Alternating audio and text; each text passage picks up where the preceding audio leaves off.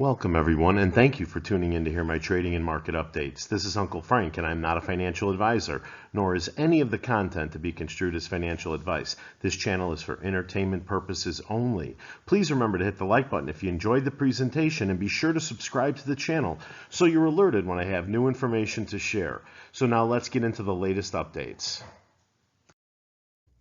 Hey, welcome back, everyone. So what's important about tomorrow, meaning Friday?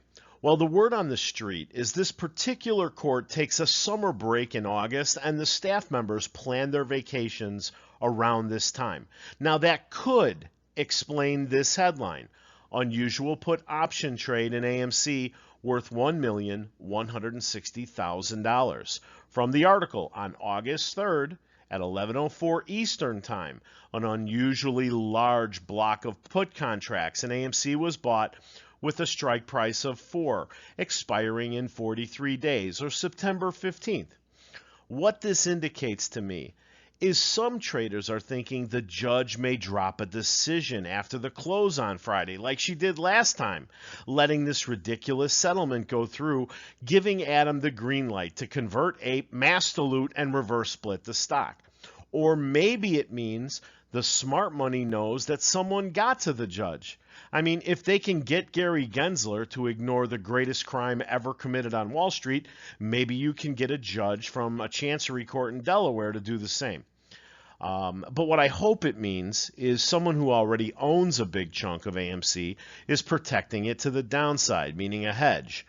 Unlike the other YouTubers on this deal, I can admit when I don't know what it means. And I, for one, will make a great exhale of relief if nothing happens in the hour after the market closes on Friday.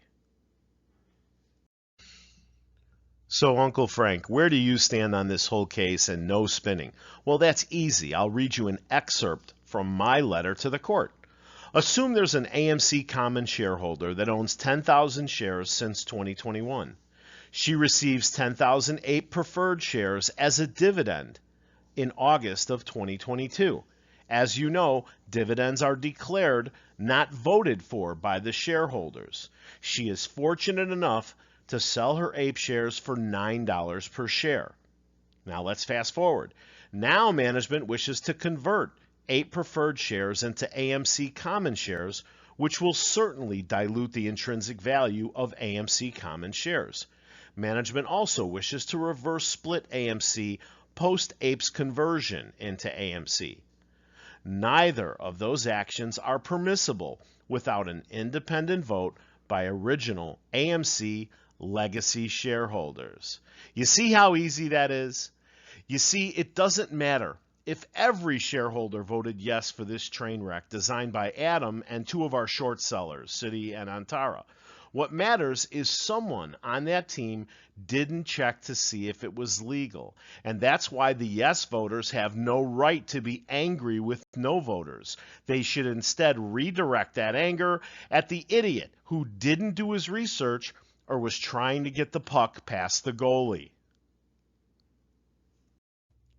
Well, by now you've heard about this headline and Adam Aron's subsequent tweet. AMC stock has been on the threshold securities list since January 23rd.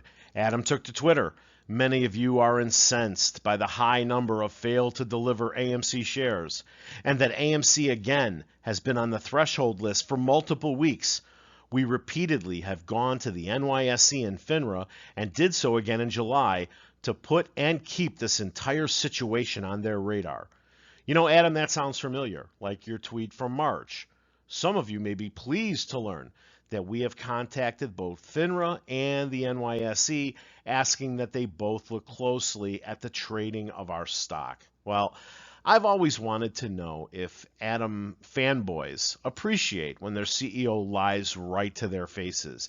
I mean, we've all watched billions of FTDs click by over the past 2.5 years. We already know there are 3.8 million shareholders at least. And if they only own, on average, 265 shares each, that's over 1 billion shares right there. And that's without adding institutional owners. So you can tack on another 26% to that. You see, Adam, we all know there are synthetic shares, possibly billions of them. And we know, based on your past history, you won't do a damn thing about it. Mainly because you cashed out a long time ago, along with your management team and your board of directors. And a headline for you. AMC's second quarter results on deck amid strong box office, Hollywood strikes, and stock conversion battle. AMC is expected to offer positive commentary on summer blockbusters Barbie and Oppenheimer. Previously, Adam tweeted that the strike shouldn't hurt AMC, but after the stock spiked sharply, he changed his tune real quick. However, the actors and writers strikes are casting a shadow over the entertainment industry, as acknowledged by AMC CEO Adam Aron in a recent tweet. Moviegoing in 2023 still will be well below 2019 pre-COVID levels, he wrote. The writers and actors strike create uncertainty ahead, and cash is very tight. Now, another reason Friday might be important is the negotiations for the strike may be getting underway. As my subscribers know, Frank went to school with a big Hollywood agent, and he sent me this from the AMPTP. Dear members, the AMPTP, through Carol Lombardini, reached out to the WGA today and requested a meeting this Friday to discuss negotiations. We'll be back in communication with you sometime after the meeting with further information. As we've said before, be wary of rumors. Whenever there is important news to share, you will hear it directly from us. In solidarity, the WGA Negotiating Committee. But who is the AMPTP, you ask? I'll tell you. The AMPTP is the Alliance of Motion Picture and Television Producers, and since 1982, they've been the trade association responsible for negotiating virtually all industry-wide guild and union contracts, including those with the American Federation of Musicians, Directors Guild of America, International Alliance of Theatrical Stage Employees, International Brotherhood of Electrical Workers, Screen Actors Guild, American Federation of Television and Radio Artists, and the Writers Guild of America, among others. Now, guys, this is not financial advice, and I'm not a financial advisor. I will never tell you to buy, sell, or hold any security or cryptocurrency. However, as manipulated as we are, I don't know, the stage looks pretty good to me. Our short squeeze score is elevated. Our short interest recently hit a record high. Cost to borrow is still elevated. It's not 1,000, but it's over 169%. We're still on the list of threshold securities. This is bad for, these are bad optics for the regulators.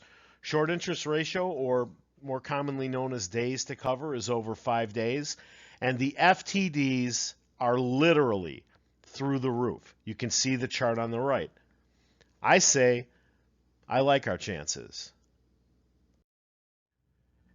Hey, I want to thank you for watching, and please remember to hit the like button after this slide if you enjoyed the presentation. Subscribe to the channel and set the alert so you're notified when I have new information to share. See you at the bell.